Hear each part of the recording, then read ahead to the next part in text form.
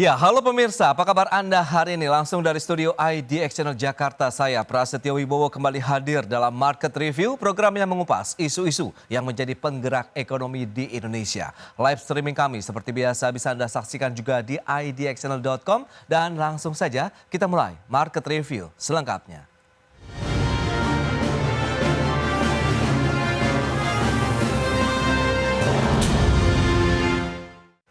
Tantangan rantai pasok internasional semakin bertambah berat seiring dengan meletusnya perang Iran dan Israel. Serta gangguan rantai pasok global tersebut pun dikhawatirkan akan berdampak terhadap kinerja industri manufaktur di dalam negeri. Memasuki hari ke-13, pertempuran antara Iran dan Israel semakin memanas. Apalagi Amerika Serikat membantu sekutu terdekat Israel menyerang dan menghancurkan sejumlah fasilitas nuklir di wilayah Iran. Iran tak tinggal diam dan langsung memperluas wilayah serangan dengan menargetkan pangkalan militer Amerika Serikat yang berada di Qatar. Tensi tinggi di kawasan Timur Tengah ini pun semakin menambah tekanan terhadap jalur distribusi dan rantai pasok barang-barang kebutuhan industri di banyak negara, termasuk Indonesia. Padahal jalur logistik internasional juga sudah mengalami gangguan dengan masih berlanjutnya konflik Palestina dan Israel, Rusia dan Ukraina, serta ancaman di Laut Merah dan Selat Hormuz. Sehingga dikhawatirkan akan mengancam rantai pasok bahan baku industri manufaktur di dalam negeri. Di sisi lain, sejumlah pelaku industri manufaktur sudah menyoroti kenaikan biaya logistik dan risiko gangguan rantai pasok, di mana biaya transportasi laut internasional sudah mengalami kenaikan. Dan bila perang masih akan berlangsung lama, maka diperkirakan terjadi peningkatan biaya logistik dan pengadaan bahan baku sebesar 15 hingga 20%. Berbagi sumber IDX Channel. Ya, berikutnya kami sampaikan data untuk Anda terkait dengan kinerja ekspor mebel dan kerajinan pada kuartal 1 tahun 2025 ini. Seperti yang bisa Anda saksikan di layar televisi Anda, kinerjanya mencapai 644,83 juta dolar Amerika Serikat. Sementara kalau kita bandingkan dengan di sepanjang tahun 2024 mencapai 2,6 miliar dolar Amerika Serikat. Sementara target dari HIMKI sendiri di tahun 2030 mendatang mencapai 6 miliar dolar Amerika Serikat. Berikutnya kinerja industri tekstil dan juga produk tekstil. Kuartal 1 2025 juga kita akan cermati bersama. Untuk pertumbuhan PDB-nya sekitar 4,64% secara tahunan. Kontribusi terhadap PDB nasional sekitar 0,99%. Nilai ekspor per Februari 2025 mencapai 2,03 miliar dolar Amerika atau sekitar 2,67%. Neraca perdagangannya 0,78 miliar dolar Amerika atau sekitar 20,99%. Itu dia beberapa data yang kami sudah sampaikan kepada Anda pemirsa, dan untuk membahas tema kita kali ini seputar mewaspadai gangguan rantai pasok industri manufaktur nasional. Kita sudah tersambung melalui Zoom ini bersama dengan Bapak Abdul Sobur. Beliau adalah Ketua Umum Himpunan Industri Mebel dan Kerajinan Indonesia atau HIMKI. Halo Pak Abdul Sobur, apa kabar Pak? Ya, apa kabar? Salam sehat Mas Pras. Ya, salam sehat Danang. juga. Terima kasih atas waktu yang disempatkan. Kemudian ada Pak Danang Gerindra Wardana, Direktur Eksekutif Asosiasi Pertekstilan Indonesia. Halo Pak Danang, apa kabar Pak? Baik Mas Pras, terima kasih atas undangannya. Baik, terima kasih juga atas waktu yang disempatkan. Sebelum membahas lebih jauh Pak Abdul Sobur, mungkin bisa menyampaikan terlebih dahulu nih update kondisi dan juga kinerja Pak industri mebel dan kerajinan di tengah eskalasi konflik Iran dan Israel saat ini seperti apa nih posisinya? Silakan. Ya, pertanyaannya menarik sekali nih. Sementara ini Mas Pras dan rekan-rekan semua itu kondisi kita kan sedang tahap bernegosiasi, baik G2G ya yang dilakukan oleh pemerintah maupun kami sendiri di lintas asosiasi terhadap pasar Amerika khususnya ya. Di dalam hal ini kan kita kena tarif yang sangat tinggi ya, 2%, dan kalau konsepnya kita sepakat dengan trade balance ya, kemungkinan besar kita akan penuhi. Jadi Indonesia ini kan defisitnya nggak terlalu besar ya, kurang lebih 17 miliar dolar dibandingkan dengan Vietnam yang lebih dari 120. Jadi agak nggak logis ya gitu ya, bagaimana menutup defisit itu. Sehingga apa? Ada optimisme di antara kami ya untuk bisa melihat pasar Amerika masih tetap menjadi pasar utama kita. Karena bagaimanapun kan harus kita akui 54% pasar kami itu ke Amerika Serikat. Dan ini kalau terganggu, nggak mudah itu untuk mengalihkannya. Karena itu kami pada posisi tentu saja mendorong dan sangat berharap sekali pemerintah untuk bisa melakukan negosiasi yang efektif dan menyatakan bahwa Himki dan industri mebel nasional kita ini adalah partner yang strategis. Bila mereka tidak lagi belanja kepada Cina dan atau Vietnam, karena di belakang Vietnam itu ada Cina, maka Indonesia adalah menjadi tempat terbaik. Itu dasar pertimbangan kami. Oke. Tetapi kayaknya aspek politik mewarnai ini sepulang presiden dari Rusia. Kalau kita kan sebagai rakyat kan bangga aja melihat presiden kita mendapat tepuk tangan dari audiens ya. Tapi mungkin buat G7 dan Amerika ini sesuatu yang beda. Sehingga apa? Negosiasi ini bisa jadi diwarnai dengan aspek politik. Tapi moga-moga tetap rasional Mas ya. Industri mebel bisa bertumbuh ya sesuai dengan rencana kami dan tetap 50% atau tumbuh lebih besar lagi ke Amerika Serikat. Dan kami akan tumbuh 2 digit yakin ya bila memang betul-betul nanti pasca tanggal 9 Juli tarif kita bisa lebih rendah daripada Vietnam. Tetapi kalau sebaliknya ini mungkin masalah ya.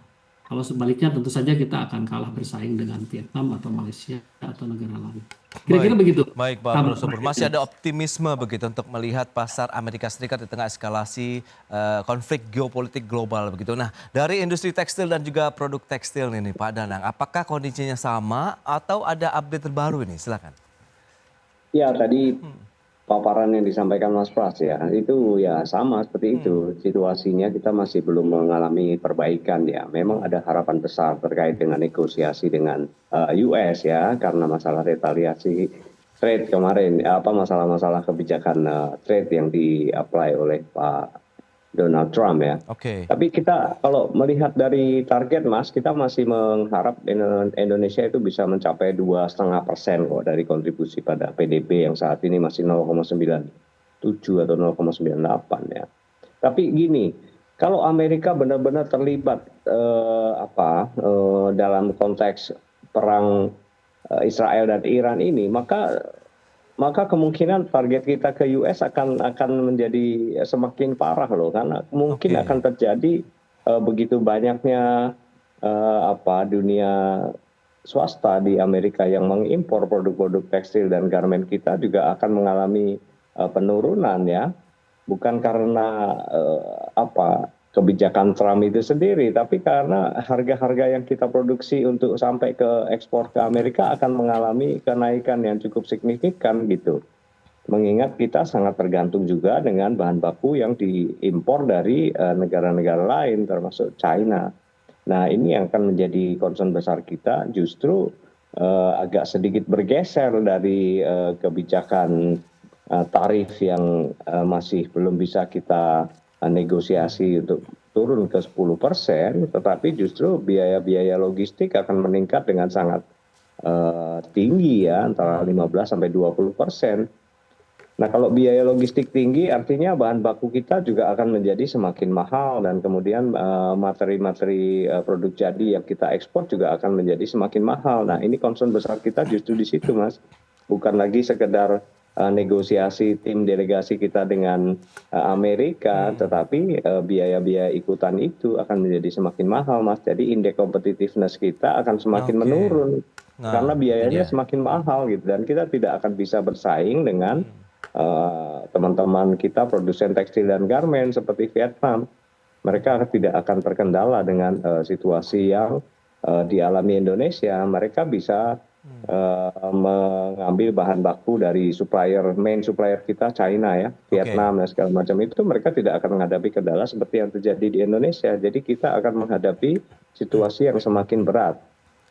Oke, semakin berat karena mengingat kita tahu juga adanya perang tarif resiprokal begitu yang sudah diinisiasi oleh Amerika Serikat ini juga sudah menekan industri manufaktur di Indonesia, termasuk tadi mebel dan kerajinan, kemudian tekstil dan juga produk tekstil, apalagi ditambah dengan adanya eskalasi yang semakin panas begitu antara Iran dan juga Israel. Lantas seperti apa sih produk atau barang yang mengalami gangguan rantai pasok nih untuk industri manufaktur di Indonesia? Kita akan bahas nanti di segmen berikutnya Pak Danang dan juga Pak Abdul Sobur. Kita akan jeda dulu sebentar. Pemirsa, tetaplah bersama kami.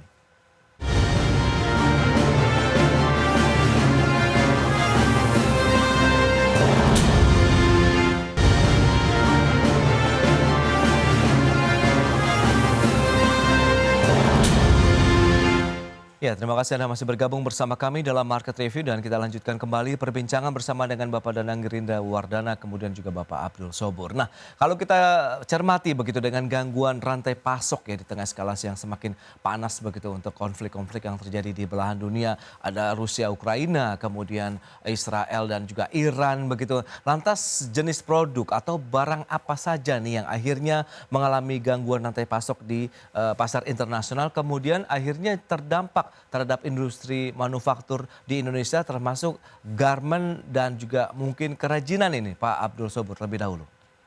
Ya, kalau kita melihat secara umum apa yang tadi digarisbawahi juga oleh Pak Danang Ya, bahwa aspek logistik memang sesuatu yang masih menjadi problem besar kita ya.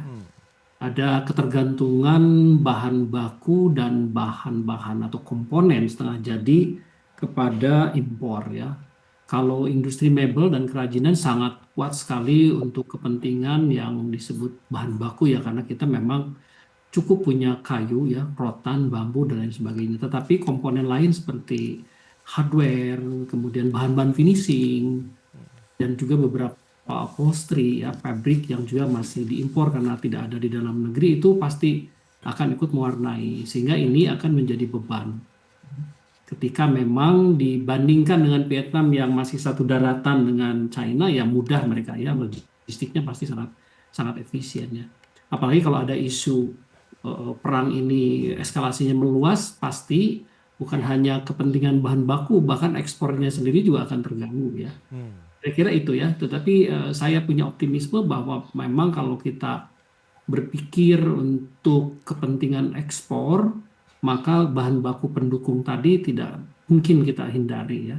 Tetapi oke. kalau kita berpikir untuk market domestik, itu tersedia di dalam Mas. Ya. Nah, Misalnya, dari sisi jenisnya apa nih Pak Abdul Sobur yang mungkin selama ini masih kita harus datangkan dari luar negeri untuk ya, tadi industri teknik hardware ini? itu banyak sekali itemnya ya, misalnya kayak engsel ya, Oke. tarikan kunci, Hmm. kemudian juga ada macam-macam hanger dan lain Hmm. sebagainya. Juga bahan-bahan finishing, Mas, ya. Itu kita belum mandiri. Oke, Bahan oke. finishing itu seperti apa namanya? Ada PU ya, ada poliuretan ya. Kemudian juga ada banyak komponen di situ yang Ya. secara teknis itu masih kita impor. Walaupun di sini kita sudah punya vendor ya cukup kuat seperti Propan dan sebagainya, tetapi ada ketergantungan bahan dasar mereka juga masih impor gitu ya. Itu yang mungkin akan terkendala kalau rantai pasok itu terganggu gitu ya. Baik, baik. Nah ini kalau kita bicara mengenai industri TPT nih Pak Danang, apakah kondisi yang sama dialami? Dalam artian memang bahan baku sebagian besar juga masih harus didatangkan dari luar negeri. Sementara kita tahu gangguan jalur distribusi logistik internasional pun juga saat ini tengah mengalami gangguan di sana sini begitu. Ya, iya sama ya, kurang lebih sama. Tapi ya, saya kira kalau dibandingkan dengan industri kerajinan yang berbahan dari kayu, Ya. kalau Indonesia TPT-nya kan berbahan dasarnya kan yarn ya, bagian dari komponen untuk produksi benang ya nantinya. Ya. Dan itu hampir 80% kan kita masih impor, Mas. Jadi Oke. kemungkinan TPT dan garmen akan mengalami situasi yang lebih tidak tidak lebih baik daripada industri mebel dan kerajinan gitu. Nah ini konteksnya adalah ketika kita tidak sampai saat ini belum memiliki industri-industri bahan baku yang cukup memadai untuk menopang industri tekstil garmen kita. Tidak Oke. ada salah satu BUMN pun yang memproduksi bahan baku untuk industri tekstil dan garmen ya, terutama komponen produsen polyester, benang misalnya gitu. Meskipun ya ada beberapa industri swasta yang memproduksi itu. Tetapi tetap membutuhkan importasi bahan baku yang kebanyakan hari ini masih didominasi oleh China atau Tiongkok ya. Oke. Dan ini yang harus menjadi concern besar kita karena kita tidak bisa dengan tiba-tiba atau dengan waktu yang sangat cepat untuk memproduksi atau meningkatkan industri bahan baku tekstil dan garmen di Indonesia. Karena ketika kita berbicara di sektor hulu untuk industri tekstil itu industri yang sangat padat teknologi ya, bukan seperti garmen yang industrinya lebih banyak bertumpu pada tenaga kerja atau padat karya. Nah ini fasilitasi pemerintah sangat dibutuhkan di sini untuk kita bisa mampu switching atau memberikan insentif kepada tumbuhnya industri bahan baku di dalam negeri. Oke. Ini harus diperhatikan cukup serius oleh pemerintah kita.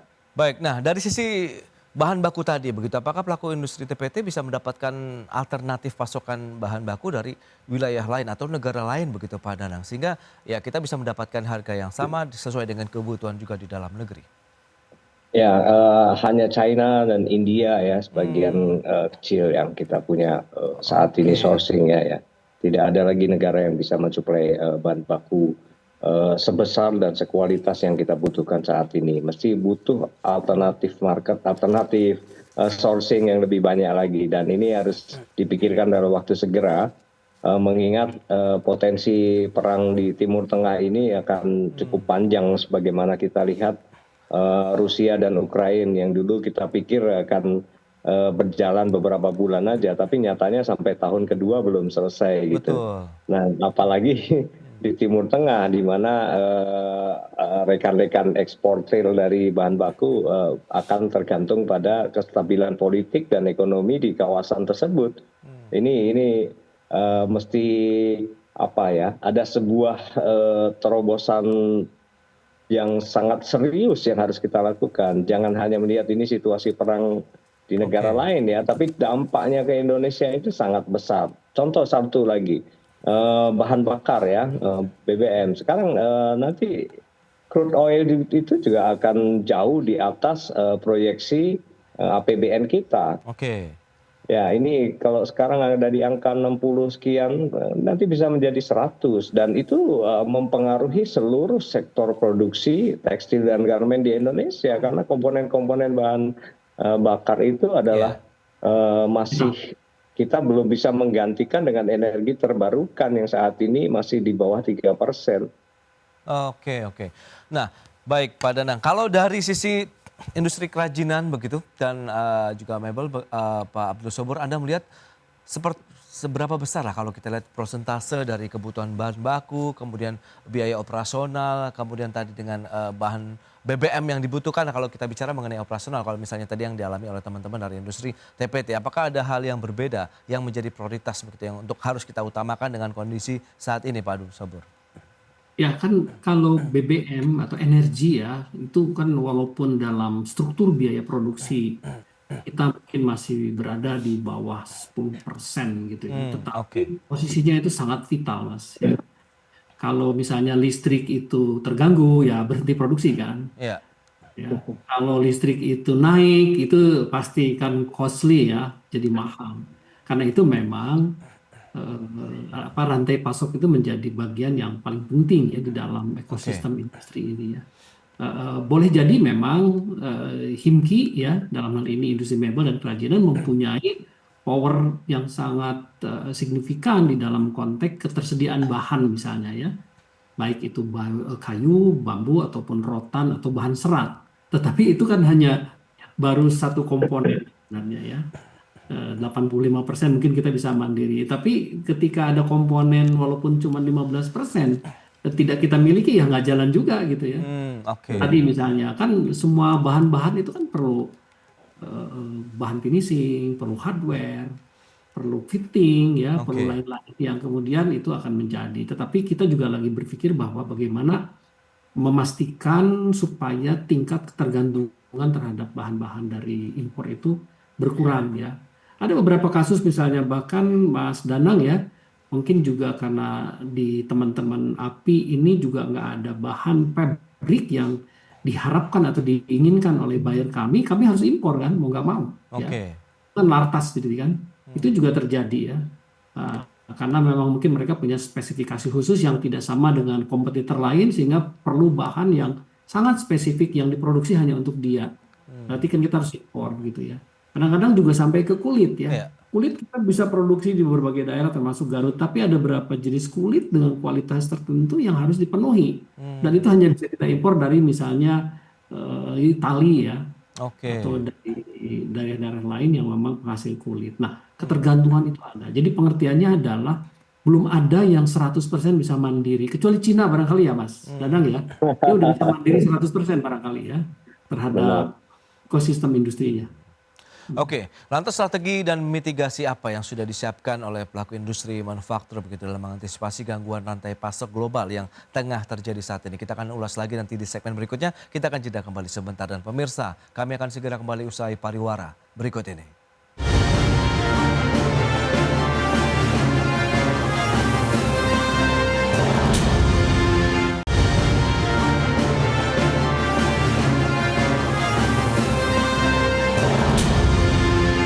Ya, Anda masih menyaksikan Market Review. Kita lanjutkan kembali perbincangan bersama dengan Bapak Danang Girinda Wardana, Direktur Eksekutif Asosiasi Pertekstilan Indonesia. Kemudian juga ada Pak Abdul Sobur, beliau adalah Ketua Umum Himpunan Industri Mebel dan Kerajinan Indonesia. Baik, nah menyikapi kondisi seperti saat ini, Pak Danang mungkin bisa melihat dan juga mungkin menyampaikan langkah-langkah mitigasi, strategi apa yang sudah disiapkan. Mengingat tadi ketergantungannya masih sangat besar nih terkait dengan bahan baku untuk produksi TPT di dalam negeri, Pak Danang.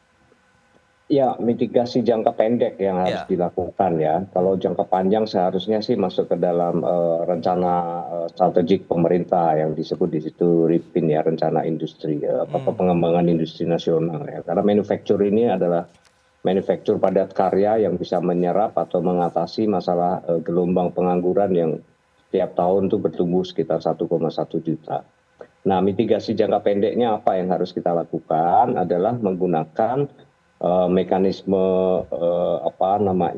pergeseran supplier ya, dari yang biasanya kita ambil dari China ya mungkin kita harus mulai bergeser ke negara lain yang misalnya negara-negara produsen bahan baku yang cukup besar. Kita bisa minta tolong Thailand atau Taiwan ya, saat ini mereka tidak punya industri, bukan Thailand ya, maksud saya di Taiwan ya. Mereka juga memiliki industri cukup besar di bidang sektor tekstil dan garmen, meskipun kapasitasnya juga tidak sebesar China. Tetapi masalah-masalah seperti itu kan tidak bisa dengan cepat dilakukan karena membutuhkan pendekatan antar bisnis to bisnis yang bisa didorong dan difasilitasi oleh pemerintah. Karena pasti terdapat kenaikan-kenaikan biaya meskipun tidak secara langsung terdampak dari adanya perang Iran Israel ini. Tapi kenaikan-kenaikan biaya ini mesti dikompensasi dengan berbagai bentuk insentif dari government mengenai misalnya penurunan tarif pajak impor. Karena hanya negara-negara tertentu yang kita punya free import tarif ya untuk bahan baku ya. Tapi kita kan belum berbicara dengan negara-negara tersebut. Contoh juga India, kita juga memiliki kendala dengan supply chain dari India. Kita tidak mudah bisa melakukan pergeseran dari yang konvensional market itu terkait dengan supply chain bahan baku ke market yang lebih progresif lagi, karena kapasitasnya tidak bisa kita dengan mudah menggeser gitu, sangat tergantung pada besaran produk mereka, sehingga kita membeli ya mungkin jumlahnya jauh lebih sedikit gitu. Nah, ini alternatif mitigasi yang harus kita benar-benar pikirkan. Jauh lebih baik adalah mengembangkan industri bahan baku dalam negeri. Kita bisa melihat beberapa produsen chemical ya yang ada di dalam negeri yang mereka menjadi rantai supply chain kita untuk industri benang. Tetapi kapasitasnya masih kecil. Nah, ini yang harus kita mintakan kepada pemerintah kita untuk membantu mengembangkan kapasitas mereka. Bentuknya seperti apa? Nah, saya kurang paham bagaimana intervensi pemerintah bisa dilakukan untuk itu. Tetapi saya kira bisa, karena industri-industri ini kan industri yang sangat strategik, yang sangat dibutuhkan oleh negara kita untuk menyerap tenaga kerja yang saat ini begitu banyak angka pengangguran, dan lulusan dari berpendidikan rendah kan setiap tahun masih tinggi, Mas Pras. Jadi ya harus ada sebuah political will yang kuat dari pemerintah untuk melindungi industri padat karya ini dari gejolak internasional yang beyond, yang di luar kemampuan kita. Jadi meningkatkan swasembada atau swadaya di industri dalam negeri kita menjadi salah satu program yang penting, sehingga mitigasi risiko terhadap international trade yang akan bergejolak dengan internasional geopolitik yang saat ini menjadi momok bagi seluruh dunia, seluruh negara bisa teratasi dengan baik kalau kita mampu memandirikan industri-industri dalam negeri kita dalam rangkaian supply chain itu, mulai dari bahan baku sampai ke industri hilir.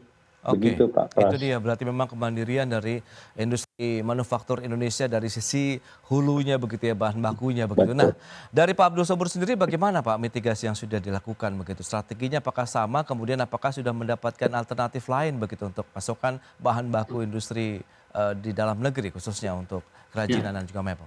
Memang dibanding industri lain ya, termasuk tekstil ya, atau TPT ya, Ya, mebel dan kerajinan ini punya strong point yang tadi saya sampaikan adalah bahan baku kita relatif aman. Dalam pengertian meskipun ada juga impor, tetapi potensi di dalam negeri dengan kita sebagai negara yang dengan hutan tropis terbesar ketiga dunia, itu sangat mungkin melakukan rekayasa bahwa kita bisa mandiri di bahan baku ya, baik itu kayu, rotan maupun bambu, bahkan serat. Tetapi yang tadi ya, ada beberapa ketergantungan yang disebut seperti engineering atau hardware atau bahan-bahan kimia lainnya untuk bahan finishing yang itu mungkin harus didorong sama seperti industri lain ya, mandiri di sini supaya tingkat ketergantungannya menjadi berkurang ya, atau bahkan kita 100% bisa mandiri.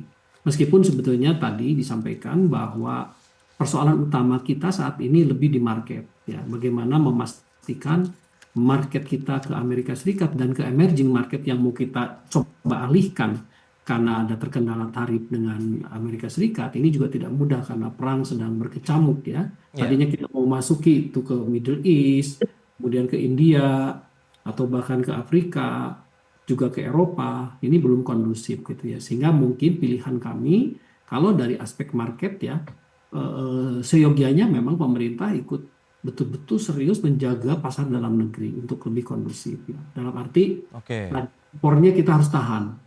Bagaimana cara menahannya, banyak strategi ya, salah satunya mungkin dengan pengalihan port yang biasa lewat Tanjung Priuk ya, dialihkan ke luar Jawa misalnya, supaya ada sedikit nafas buat kita di mana market di dalam negeri bisa kita lebih optimalisasi untuk menjadi substitusi daripada market yang sedang mengalami stagnasi ke Amerika Serikat atau bahkan ke Eropa. Itu juga bagian yang sebetulnya harus kita mitigasi jauh hari. Karena apa? Ketika Cina ini di-ban masuk dengan tarif tinggi, Vietnam itu mau nggak mau mereka akan menyerbu ke negara lain ya. Indonesia marketnya sangat seksi di situ dengan 280 juta udah pasti itu. Sampai sekarang sampai angka lebih dari $1 miliar itu, artinya lebih daripada 16 triliun tuh Mas. Barang dari mereka udah masuk. Kan itu bisa kita ambil pekerjaan gitu ya. Karena bagaimanapun tuh Pak, sama seperti industri, bahkan sebetulnya industri mebel ini lebih padat karya lagi. Kita punya data ya, per $1 miliar itu Mas Pras, itu ekuivalen bisa nampung tenaga kerja itu sampai kurang lebih 1 juta, baik yang di dalam in-house maupun yang subkonnya itu ya. Data kita itu sangat akurat di situ. Sehingga apa? Kalau tadi saya canangkan dengan teman-teman di $6 miliar sampai 2030, itu artinya jawabannya adalah 6 juta lapangan kerja. Yang sebetulnya political will tadi yang Mas Danang sampaikan harus diambil oleh pemerintah. Bagaimana sektor padat karya ini harus dilindungi gitu ya. Oke, itu dia beragam strategi yang sudah diterapkan untuk jangka pendek begitu, meskipun jangka panjang tetap diharapkan kehadiran pemerintah begitu melalui kebijakan-kebijakan insentif dukungan ya terkait dengan iklim usaha dan menciptakan pangsa pasar domestik sendiri yang nyaman dan ramah juga bagi industri lokal sehingga tidak lagi dihantam oleh serbuan-serbuan produk impor, sementara kita juga masih bisa menjadi tuan rumah di negeri sendiri begitu ya. Baik Pak Abdul Sobur, kemudian Pak Danang, terima kasih banyak atas informasi update yang sudah diberikan kepada pemirsa pada hari ini. Selamat melanjutkan aktivitas Anda kembali. Salam sehat, sampai berjumpa kembali. Salam sehat, Mas Danang, Mas Pras. Terima kasih Mas Pras, Pak Sobur. Baik. Ya pemirsa, jangan beranjak dari tempat Anda karena sesaat lagi kami masih akan kembali dengan tema menarik lainnya terkait dengan mitigasi penurunan ekspor CPO di tengah konflik Iran-Israel. Market Review segera kembali.